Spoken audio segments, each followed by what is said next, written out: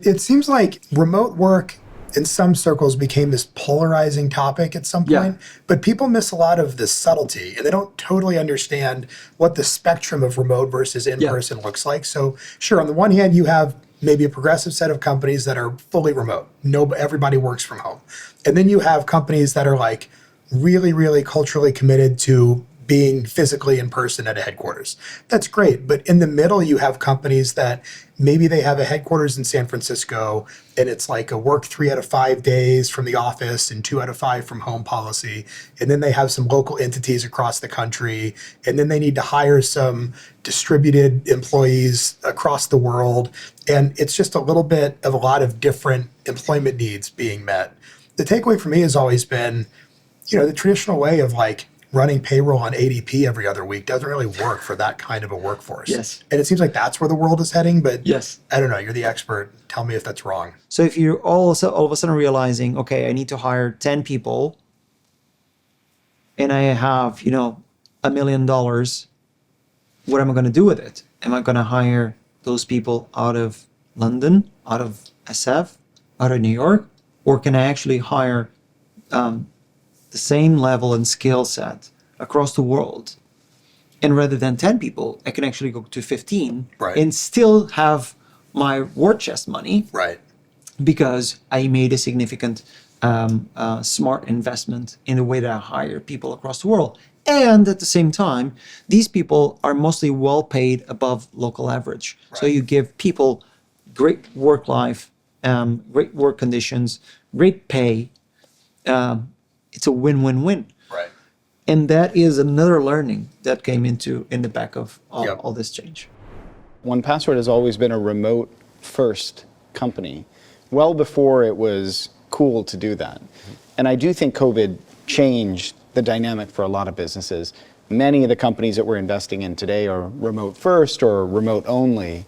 I think when I look at mature businesses that are remote first from the very beginning, they operate in a very different way.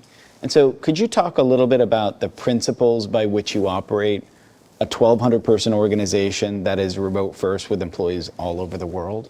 Yeah, absolutely. And to be clear, we don't do any of this perfectly. Like, just, let's have it's a work in progress. Let's have that open there. But it's not going to be a big surprise. Communication is going to be key. And so I'd like to say we still do this. We don't. We used to take everybody on a cruise. You came on a cruise with us once. You actually left early. Well, it was a month before the pandemic hit. Well, but that's not why you left early. But yeah, it was admittedly a month before. We used to take everybody on a cruise back when we were 100 people in that.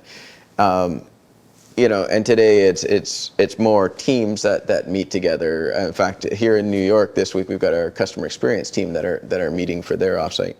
So communication is key.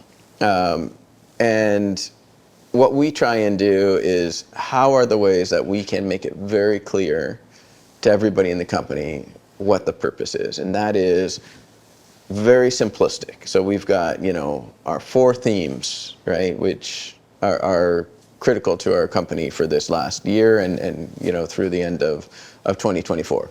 Those are the 4 themes that everybody knows, we talk about all the time, and everybody, is doing work towards. Now, of course, that's never ever true. You've got your tax people who are paying taxes. Happily, taxes isn't a theme for us, and stuff like that. But in terms of the folks that are, when we look at it from whether it's go-to-market, finance, product, whatever, everybody understands the purpose of the business. It's just something that we repeat over and over again to the people about why this is important and that this is our focus. Otherwise, it becomes very quickly the case that people have a general understanding of what we're doing, but they're all off just sort of flying 2 degrees away from each other. Rarely do people fly off 90 degrees, but if you're flying off 2 degrees and you have 1,200 people and every month that's another 2 degrees, 90 degrees happens pretty quickly. Maybe you could talk about the team and, building a globally distributed team and what that's been like. Your customer base is simultaneously probably not unrelated. So yeah, probably useful for some of our listeners to hear about how you've managed that. Yeah, 100%. So as you mentioned, I'm half British, half German. I grew up in Spain. We founded this company in the US. So, it's been a global endeavor from the get-go. Yeah. We founded the company in Boston. Our first customers were in Switzerland and in Germany. And so we've been kind of global from the beginning. We also founded this company during COVID, right? When actually there wasn't an ability to co-locate. So, our default was we'll hire people wherever. And we've carried that with us up until today. The team today is spread between Hawaii and Cape Town, right? In that time zone, in that time zone span. It's worked really, really well for us. Particularly, it's worked well to be able to find the exact right talent that we needed at the moment that we needed it to, not to be bound by, the radius of commuting into Manhattan, for example.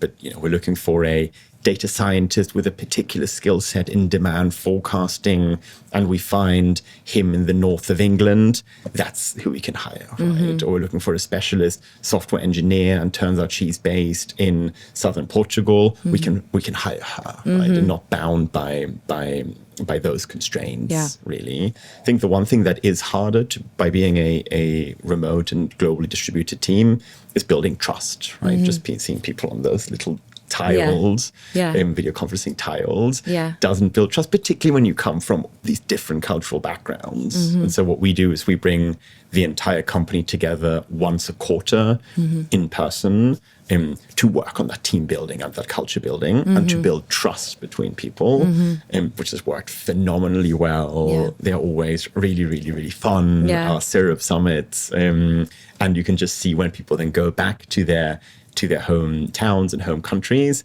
it's a new level of energy and excitement. And carrying that through as the company grows is something that we really, really want to do.